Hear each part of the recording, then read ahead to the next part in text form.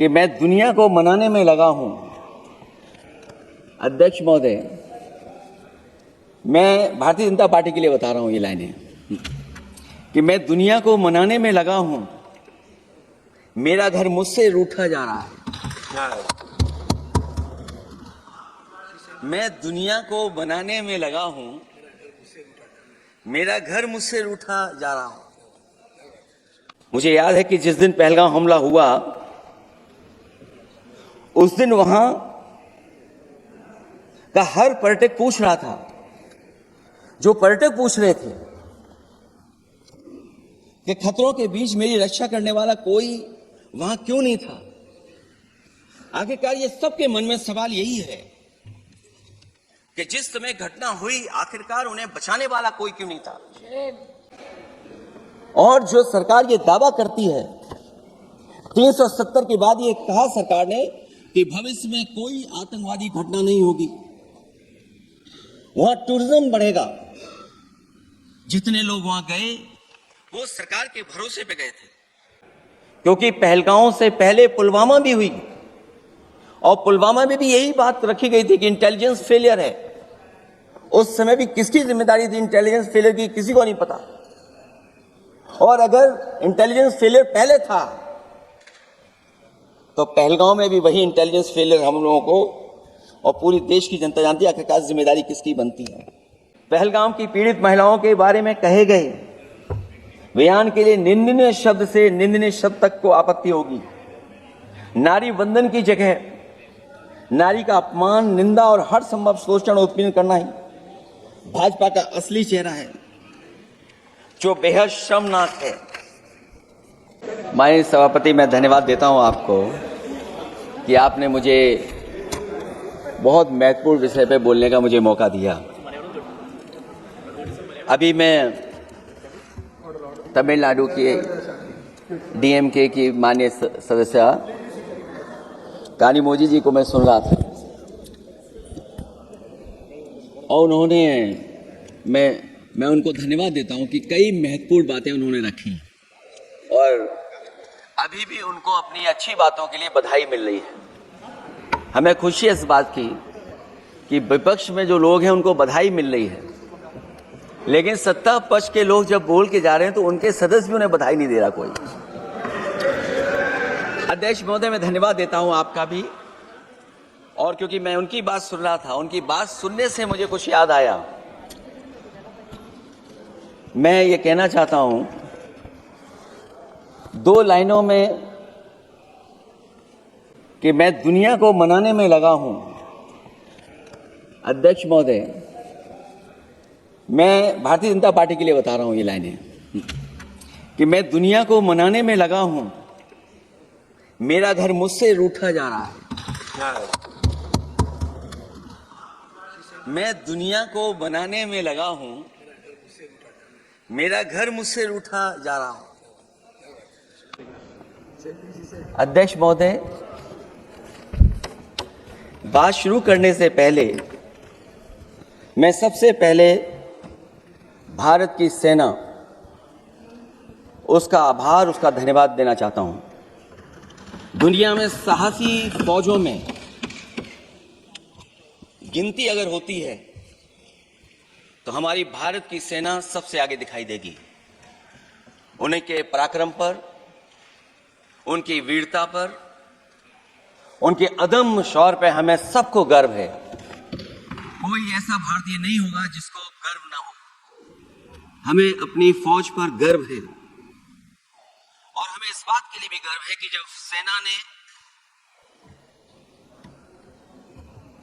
अपना ऑपरेशन शुरू किया तो पाकिस्तान के जितने भी टेररिस्ट कैंप थे उन पर अटैक किया गया। न केवल पाकिस्तानी कैंपों को नष्ट किया गया, बल्कि पाकिस्तानी जो एयर बेस है उन तक पहुंच गए, उनको भी नष्ट किया, ध्वस्त किया। और जब हमारी फौज पाकिस्तान को हमेशा हमेशा के लिए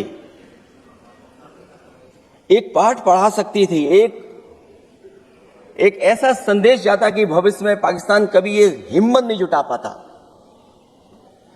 और ऐसा भी लगा हम लोगों को, क्योंकि अध्यक्ष महोदय, जब हम बड़े बड़े राष्ट्रीय चैनलों को देखते हैं तो उन चैनलों से ये लग रहा था कि कराची हमारा हो गया है, लाहौर हमारा हो गया है।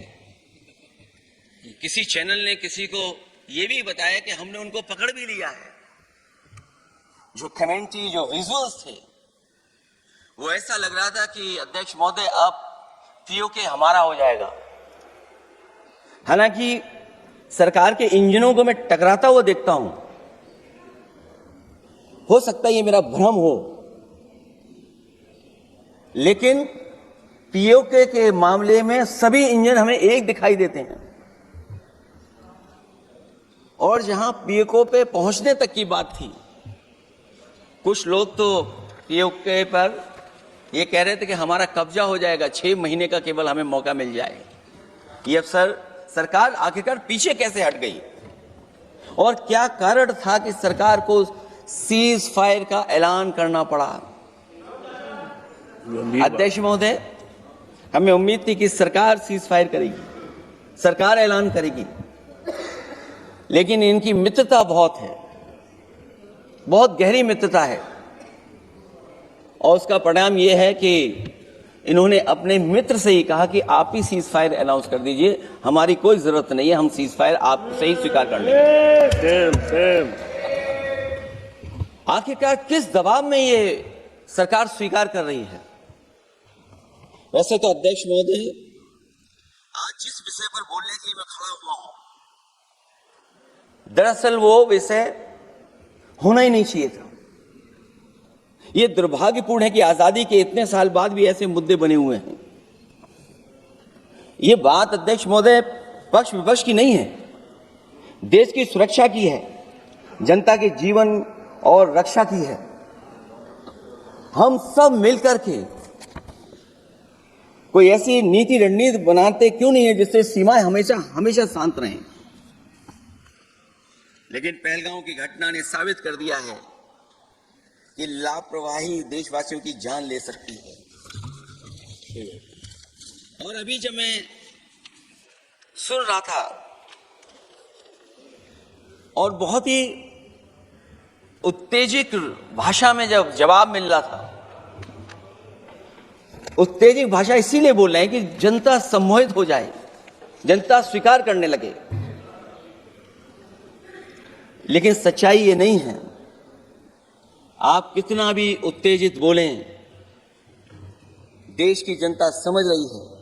ये सही है कि जनता के इमोशंस का लाभ आप उठा रहे शासन करने के लिए, जनता का इमोशन का लाभ उठाती है सरकार। मुझे याद है कि जिस दिन पहलगाम हमला हुआ, उस दिन वहां का हर पर्यटक पूछ रहा था, जो पर्यटक पूछ रहे थे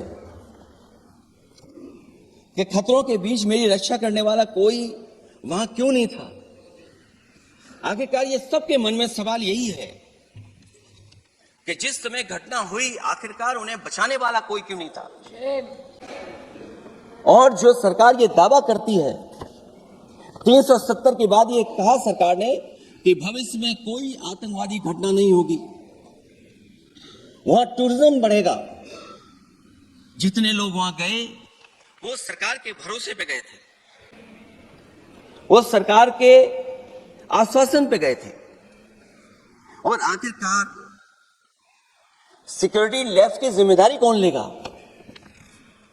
अध्यक्ष महोदय, सबसे बड़ा सवाल यही है कि सिक्योरिटी लैब्स का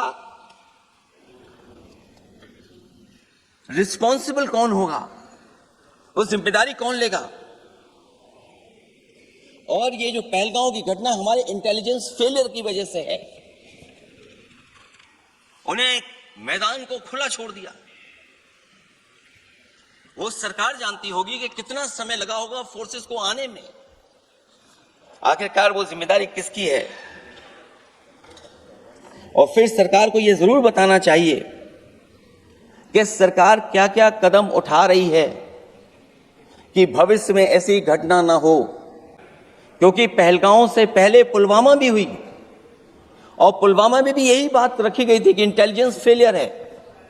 उस समय भी किसकी जिम्मेदारी थी इंटेलिजेंस फेलियर की, किसी को नहीं पता। और अगर इंटेलिजेंस फेलियर पहले था तो पहलगांव में भी वही इंटेलिजेंस फेलियर हम लोगों को और पूरी देश की जनता जानती है आखिरकार जिम्मेदारी किसकी बनती है। जो लोग बड़ी बड़ी बातें कर करके चले गए, कम से कम देश के सामने एक सबसे महत्वपूर्ण सवाल, उसका जवाब सरकार की तरफ से आना चाहिए। क्योंकि हमारी सीमा पर जो सुरक्षा है, जो रक्षा करने वाले हमारे सेना के लोग हैं, वो हमारी सीमाएं सुरक्षित रखते हैं। लेकिन हमारे भारत का क्षेत्रफल क्या है, और सरकार को कम से कम ये जानकारी देनी चाहिए सदन को, देश की जनता को, कि जिस समय सरकार में ये भारतीय जनता पार्टी आई है और आज जब हम सदन में चर्चा कर रहे हैं तो हमारे भारत का क्षेत्रफल क्या है, कम से कम क्षेत्रफल पता होना चाहिए। क्योंकि जब हम सवाल पूछते हैं, और जो सवाल पर्यटक पूछ रहे थे कि कुछ ऐसे लोगों को सरकार की ओर से चारों तरफ से चाक चौबंद सुरक्षा घेरा क्यों दिया जाता है, वो जो बाद में ठग साबित होते हैं, जो हमारी रक्षा क्यों नहीं की गई। पहलगाम के दूसरे दिन की जिस तरह की राजनीतिक कार्टून, क्योंकि जिस तरह का लाभ लेना चाहते हैं भारतीय जनता पार्टी के लोग, हम सब ने देखा कि पहलगाम के दूसरे दिन ही जिस तरह का राजनीतिक कार्टून भाजपा के ऑफिशियल हैंडल से पब्लिश किया गया और हमारे द्वारा घोर आपत्ति किए जाने पर हटाया गया, उसने साबित कर दिया कि भाजपा के लोग भी जानते हैं कि दुख की इस घड़ी में उन्होंने देश की भावनाओं के साथ बेहद शर्मनाक खिलवाड़ किया है। भाजपा बताए कि ऐसे संवेदनहीन लोगों के खिलाफ उन्होंने क्या कार्रवाई की है। ये अति गंभीर प्रश्न है कि जिन्होंने अपनों को खोया है उन पर दबाव डालकर के बयान भले बदलवा दिए जाएं, लेकिन भाजपा याद रखें, बयान बदलवाने से सच नहीं बदल जाता है। पहलगांव के शहीद सैनिक की पत्नी द्वारा देश हित में शांति और सौहार्द की अपील करने पर उसे जिस तरह का दुर्व्यवहार और उपशब्द कहे गए, उससे हर महिला और सच्चा देश प्रेमी बहुत दुखी है, आहत और शर्मिंदा हुआ है। ये सब जानते हैं कि किन लोगों की हरकत थी। इस संदर्भ में और परिप्रेक्ष्य में हमने महिला आयोग को पुरजोर अपील की थी कि वो नारी की गरिमा के विरुद्ध गलत बयानी करने वालों के खिलाफ केवल शाब्दिक औपचारिकताएं न निभाएं और बल्कि सही से कार्रवाई करें, लेकिन उस पर भी कुछ नहीं किया सरकार ने। पहलगाम की पीड़ित महिलाओं के बारे में कहे गए बयान के लिए निंदनीय शब्द से निंदनीय शब्द तक को आपत्ति होगी। नारी वंदन की जगह नारी का अपमान, निंदा और हर संभव शोषण उत्पीड़न करना ही भाजपा का असली चेहरा है, जो बेहद शर्मनाक है। पहलगाम में हुए आतंकवादी हमले के जवाब में एलजी साहब ने कहा कि वो इंटेलिजेंस फेलियर है,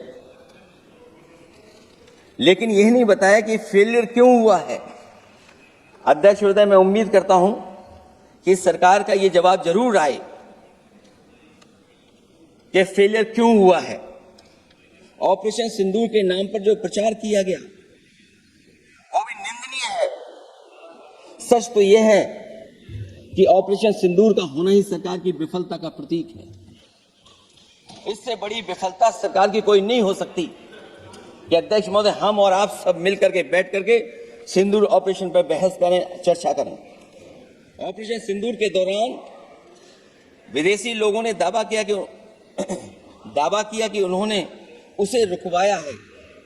ये बात कई बार माननीय सदस्यों की तरफ से आई है कि आखिरकार किसने रुकवाया।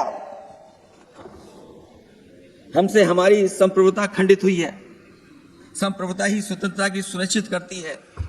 इधर आजादी के अमृतकाल का ढिंढोरा पीटा जा रहा है, उधर हमारी इंटीग्रिटी को चुनौती दी जा रही है। देश की विदेश नीति पूरी तरह फेल है। ऑपरेशन सिंदूर और पहलगांव की घटना पर दुनिया के किसी भी देश ने हमारा साथ नहीं दिया। ये हमारी विदेश नीति का संकट काल है। हमारे पड़ोसी देश या तो अतिक्रमण कर रहे हैं या हमारे साथ नहीं खड़े हैं। और अध्यक्ष महोदय, जो हमारे मंत्री जी हैं, जिनका क्षेत्र बिल्कुल सीमा पर है, उनसे बेहतर कोई नहीं जानता होगा कि आखिरकार पड़ोसी देश कितना हमारी सीमाओं पर अतिक्रमण कर रहा है। गंभीर नहीं है। समाजवादियों ने हमेशा देश की सरकारों को चिताया है कि असली चुनौती और प्रतिद्वंद्विता किस देश से है, कौन पूर्वोत्तर की सीमाओं में इंक्रोचमेंट कर रहा है। सरकार को ऐसे मामलों में साहस और समझदारी से काम लेना होगा, सीमाओं से समझौता नहीं करना चाहिए। आज सरहदों के साथ देश के कारोबार को भी चुनौती मिल रही है। सरकार को आगे बढ़कर के उसका समाधान करना है, 2 कदम पीछे करने नहीं है। अध्यक्ष महोदय, जो हम लोगों को सुनने में मिलता है,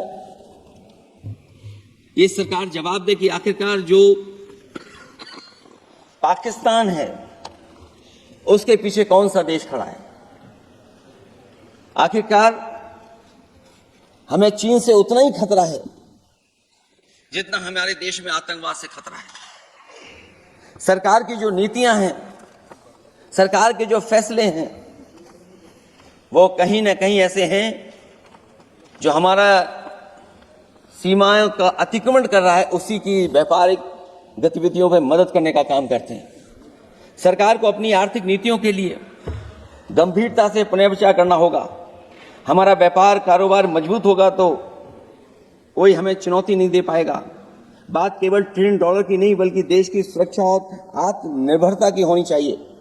एक तरफ स्वदेशी की नीति को इस प्रकार सरकार ने ताक पर फ्री ट्रेड की बात की है, तो दूसरी तरफ मैन्युफैक्चरिंग की जगह देश को ट्रेडर कंट्री बनाकर छोड़ दिया है। यही देश के बेरोजगारी की वजह भी है। ट्रेडर्स की मुनाफाखोरी और चंदा वसूली की वजह से महंगाई बढ़ रही है। आर्थिक मामलों में ये सरकार पूरी तरह फेल हो चुकी है। भ्रष्टाचार के कारण हर जगह सड़कें और पुल ध्वस्त हो रहे हैं, टंकियां गिर रही हैं और करप्शन जगह जगह लीक होकर के टपक रहा है। मैं ये जरूर कहना चाहूंगा इस समय पर कि कुल मिलाकर सरकार को अपनी राजनीतिक, आर्थिक और सामाजिक नीतियों के लिए एफआईआर जरूर करना चाहिए। सरकार को अपनी राजनीतिक, आर्थिक और सामाजिक नीतियों के लिए एफआईआर लाने की जरूरत है। वो हर बार ये कहकर नहीं बच सकती कि चूक हुई है, क्योंकि हर बार सरकार ये कोशिश करती है कि इन घटनाओं से बच जाएं हम, केवल चूक कहकर करके। केवल हमारी सीमाएं जो पाकिस्तान से जुड़ी हैं, वहां तो आतंकवाद का हमेशा खतरा ही रहता है, लेकिन जो दूसरी सीमाएं हमारे देश की जुड़ी हुई हैं, उनसे भी हमारे देश को लगातार खतरा बढ़ता चला रहा है। आज अपनी सीमा की स्थिति गलवान से पहले की स्थिति तक भी नहीं लौटी है। जो पहले स्थिति थी वहां ये सरकार नहीं पहुंच पाई है। वास्तविक में नियंत्रण रेखा के कई क्षेत्रों में महत्वपूर्ण बफर जोन जब भारतीय गश्ती के लिए उपलब्ध नहीं है, तो पूर्वी लद्दाख में अतिरिक्त भारतीय तैनाती जारी है, जिससे सेना को सैनिकों की भारी कमी का सामना करना पड़ रहा है। हमें उम्मीद है कि जब इतने महत्वपूर्ण समय पर बहस हो रही है, तो सरकार अपनी अग्निवीर वाली योजना को वापस लेने का काम करेगी, जिससे कम से कम सेना की कमी, हमें सेना को पूरी की पूरी सेना मिल सके। जनवरी में अपनी वार्षिक प्रेस वार्ता में जब सेना प्रमुख ने से ये पूछा गया, तो उन्होंने जवाब डालते हुए कहा कि गश्ती से जुड़े फैसले अब स्थानीय कमांडरों पर छोड़ दिए गए हैं। जैसे भारत की सीमाओं की पवित्रता अब राजनीतिक नेतृत्व का नहीं, बल्कि स्थानीय सेवा अधिकारियों का मामला रह गया है। इस पे भी सरकार को बहुत गंभीरता से सोचना पड़ेगा कि जहां लगातार हमारी सीमाओं का एनक्रोचमेंट हो रहा है। चीन ने भारतीय वाहन निर्माताओं के लिए आवश्यक दुर्लभ खनिजों की आपूर्ति रोक दी है। सुना है कि बुलेट ट्रेन प्रोजेक्ट के लिए सुरंग खोदने वाली मशीनें, डीएपी जैसे उर्वरक और यहां तक कि कई बड़ी कंपनियों की रणनीति के तहत उनकी सप्लाई रोकने का काम किया है। जहां हम एक तरफ आत्मनिर्भर का नारा दे रहे हैं, वहीं हम किस पर निर्भर होते चले जा रहे हैं, ये भी विचार करने का सवाल है।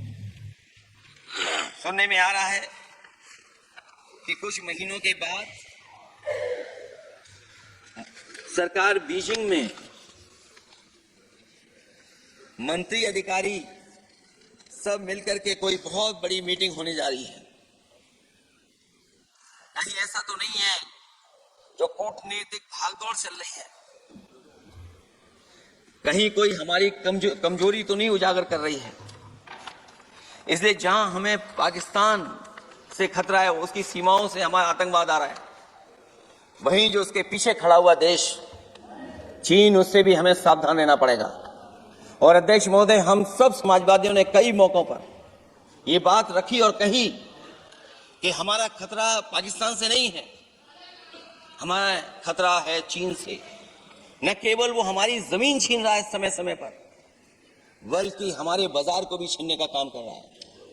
इस सरकार को कहीं न कहीं आतंकवाद को और पाकिस्तान को लगाम लगाने के लिए 10 या 15 साल का ऐसा फैसला लेना चाहिए जिससे कि वहां से हमारा कारोबार कम होता चला जाए। और अगर हमारा देश महोदय कारोबार कम नहीं होगा तो हम अपने देश को आत्मनिर्भर भी नहीं बना पाएंगे। ये जो आत्मनिर्भर का नारा है, कहीं ऐसा तो नहीं है नारा कुछ व्यापारियों को लाभ पहुंचाने के लिए हो रहा हो? क्या व्यापार और राजनीति का संबंध ऐसा हो सकता है कि दोनों एक दूसरे का लाभ उठाएं? और याद रखें कि अगर हमें पाकिस्तान से खतरा है तो चीन राक्षस है, वो हमारी जमीन और हमारी बाजार दोनों छीन लेगा। मैं अंत में अपनी बात खत्म करने से पहले मैं कुछ सुझाव देना चाहता हूं। और मुझे याद है जब पिछली बार चीन से सवाल खड़ा हुआ था, ये सरकार पता नहीं कैसा फैसला लेती है। और मैं अभी विदेश मंत्री जी को जब सुन रहा था तो विदेश मंत्री जी ये कह रहे थे कि जो इंफ्रास्ट्रक्चर बन रहा है वो हमारा बहुत अच्छा इंफ्रास्ट्रक्चर बन रहा है। हम पुल अच्छे बना रहे हैं, हम सड़कें अच्छी बना रहे हैं, हम ब्रिजेस अच्छे बना रहे हैं। क्या ये सच्चाई है कि जिस तरह का चीन अपने सीमा पर इंफ्रास्ट्रक्चर बना रहा है, क्या उससे बेहतर इंफ्रास्ट्रक्चर हमारा बन रहा है? इसका जवाब जरूर सरकार दे। वहीं जहां हमारे डिफेंस को स्ट्रेंथन जितना हम करेंगे उतनी हमारी नेशनल सिक्योरिटी स्ट्रेंथन होगी। ये जो बजट लगातार कम होता चला जा रहा है, इस बजट को बढ़ाना चाहिए और कम से कम जीडीपी का 3% बजट डिफेंस का होना चाहिए। और जो बजट डिफेंस का हो वो नॉन लैप्सेबल हो, मॉडर्नाइजेशन के लिए फंड हो जिससे कि लैप्स ना करे और हमारी रिसर्च एंड डेवलपमेंट लगातार चलता रहे। जो हमें कई बार आश्वासन मिलता है कि टेक्नोलॉजी ट्रांसफर भी हो जाएगा, आखिरकार टेक्नोलॉजी ट्रांसफर के लिए हमें वर्षों क्यों इंतजार करना पड़ता है? आखिरकार इसका जिम्मेदारी कौन लेगा? जो डिफेंस प्रोक्योरमेंट है हमारा, वो डिफेंस प्रोक्योरमेंट आखिरकार क्यों नहीं होता है? जहां सरकार समय समय पर डिफेंस एक्सपो के नाम पर न केवल भारत बल्कि दुनिया से ये कहती है कि हमारे यहां इन्वेस्टमेंट करें। आखिरकार डिफेंस एक्सपो के इन्वेस्टमेंट के कार्यक्रम के बाद कितना डिफेंस सेक्टर में इन्वेस्टमेंट आया है? और साथ ही साथ जब आत्मनिर्भर की बात हो तो हमारे देश की अपनी रक्षा करने के लिए हमारे अपने लोग क्यों नहीं तैयार हो रहे हैं? यह सरकार इतना क्यों नहीं जोखिम उठा रही कि हम खुद तैयार हों उन चीजों को बनाने के लिए? इसलिए मैं एक बार फिर ये कहता हूं कि जहां पर सेना ने बहुत बहादुरी के साथ अपने पराक्रम के साथ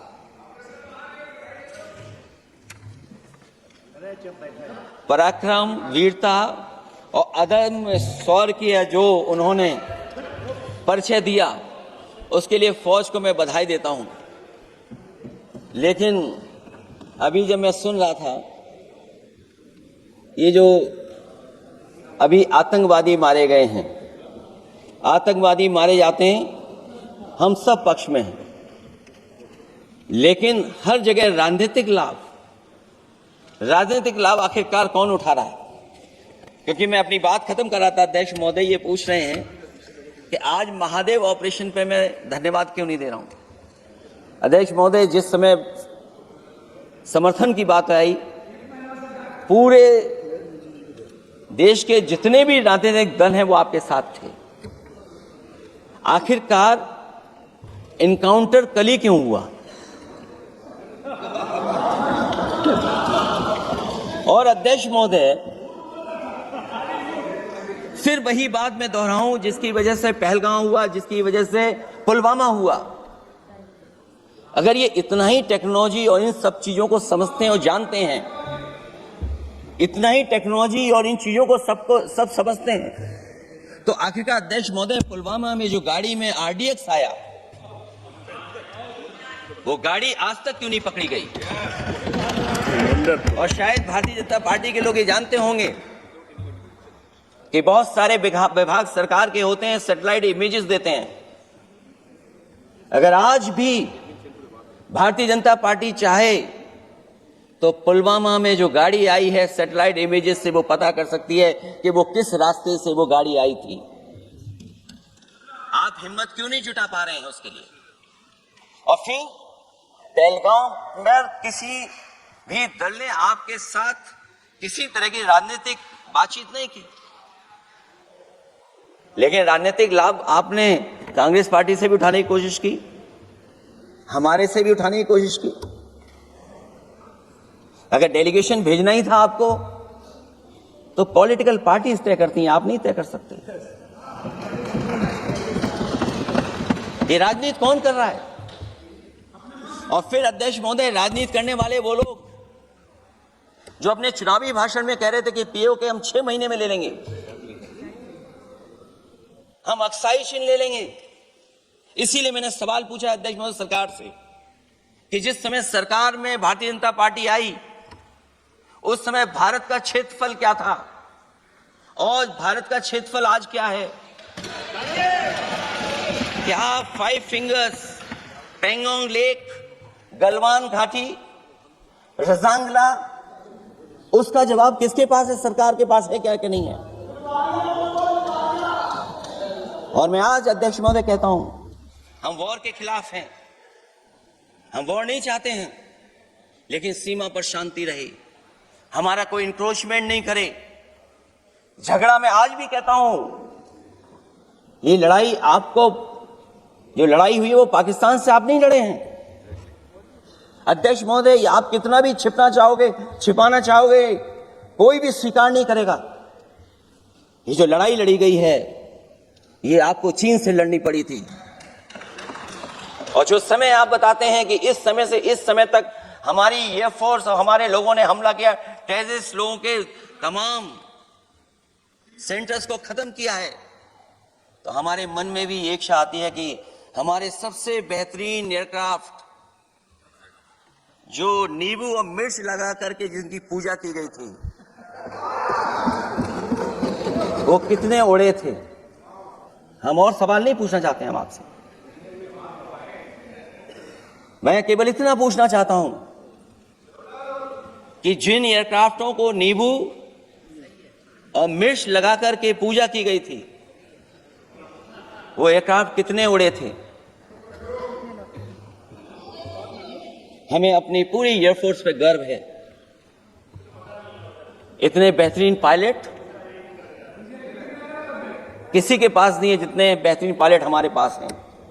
और हम समाजवादी वो लोग हैं जिन्होंने ऐसा इंफ्रास्ट्रक्चर सड़कों का बनाया था कि अगर कभी इमरजेंसी हो तो आपका एयरक्राफ्ट वहां पर उतर जाएगा। और देश में पहली बार सुखोई, मिराज और हरकुलस अगर किसी ने सड़क पर उतारे थे तो वो समाजवादी पार्टी और हम लोगों ने सड़क पर उतारने का काम किया था। और दूसरा, देश महोदय, मैं और जानकारी देना चाहता हूं, आपके देश के प्रधानमंत्री जी हमारे देश के नहीं, हमारे भी प्रधानमंत्री हैं, हमारे भी प्रधानमंत्री हैं। हमारे हैं, बात खत्म हो रहा है। अध्यक्ष महोदय, मैं फिर बोलता हूं। अध्यक्ष महोदय, मैं तो आपको बहुत अच्छा मान रहा था कि आप ही मुझे बुलवा के गए थे।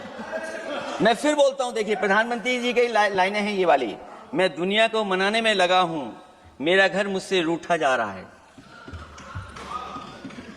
आखिरकार कौन रूठा हुआ है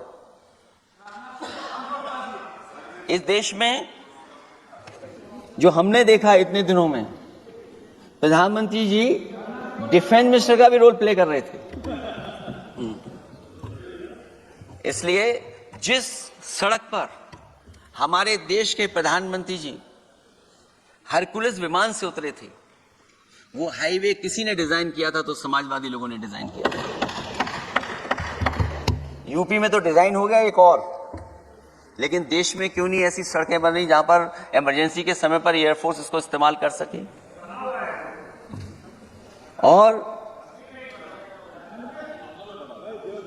और बनाइए, मैं तो कहूंगा कि और बनाइए, मैं तो कह रहा हूं। और जिस तरीके से हमारी सेना ने जो मुकाबला किया है, सीज फायर के बाद भी ड्रोन आ रहे थे, ये भी सरकार को स्वीकार करना पड़ेगा। आखिरकार सवाल ये है हमारा कि सीज फायर किसके दबाव में किया है, और सीज फायर क्यों किया जब हमारी फौज पीओके को भी ले लेती और पाकिस्तान के भी।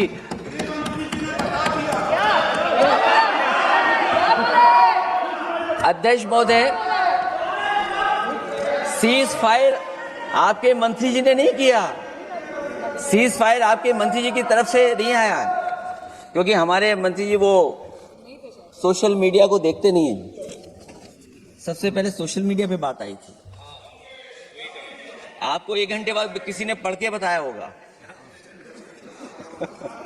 इसलिए अध्यक्ष महोदय, मैं केवल इतना कहना चाहता हूं अपनी बात खत्म करते हुए, आखिरकार इंटेलिजेंस फेलियर की जिम्मेदारी किसकी है? हमारे भारत का क्षेत्रफल कितना 2014 में था और आज क्षेत्रफल क्या है?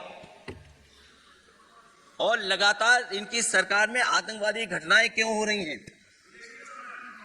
और हमारे देश को खतरा पाकिस्तान से तो है ही है, लेकिन उससे ज्यादा खतरा हमारा चीन से है। आखिरकार चीन से मुकाबले के लिए आपकी तैयारी क्या है? मुझे उम्मीद है कि जब सिंदूर ऑपरेशन पर सरकार की तरफ से जवाब आए, इन सवालों का जवाब आए। बहुत बहुत धन्यवाद। छोटा सा क्लैरिफिकेशन, अखिलेश जी ने बोला, मैं उसका भाषण पे नहीं जा रहा हूँ, एक करेक्शन करना बहुत जरूरी है, नहीं तो वो रिकॉर्ड में चले जाएंगे, फिर बाद में सही नहीं होगा। इन्होंने अपना बात रखते समय कहा कि जिस प्रदेश से मैं आता हूँ वहाँ कितने अंदर चीन घुस करके कब्जा करके बैठे हैं, तो मैं रिकॉर्ड बहुत साफ करना चाहता हूँ।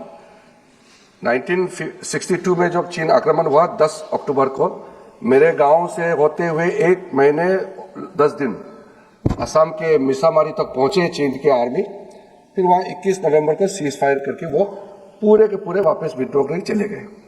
जो जगह चीन ऑक्युपाई करके रखा है असाफिला साइट में लोंजू, वो 1959 में जब हमारा वहां असम राइफल का कैंप था, 1959 में कैप्चर किया, और उसके अतिरिक्त थोड़ा सा और एक्स्ट्रा जो लिया वो 1962 में कंप्लीट विड्रॉल नहीं।